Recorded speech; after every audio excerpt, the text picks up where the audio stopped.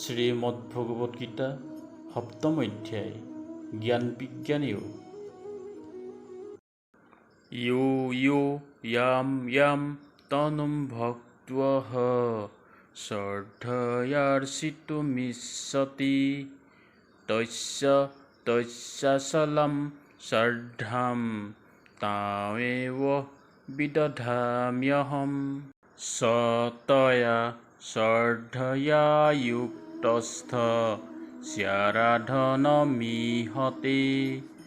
লভতে স ততঃ কামান ময়ীব বিহিতাঃ নিতান। অৰ্থাৎ ইয়াত শ্ৰীকৃষ্ণই কৈছে, যিসকল ভক্তই দেৱ দেৱীক পূজা অৰ্চনা কৰে, মই সেইসকলৰ শ্ৰদ্ধা বা ভক্তি জন্মাওঁ আৰু সেই শ্ৰদ্ধা ভক্তি জন্মোৱাৰ দায়িত্ব মোৰ। সেই ভক্তসকলেই দেৱ দেৱীৰ প্ৰতি ভক্তিযুক্ত হৈ পূজা অৰ্চনাত তৎপৰ হয় আৰু সেই দেৱতাৰ মাধ্যমেৰে মই বিধান কৰা ফলসমূহ ভোগ কৰে।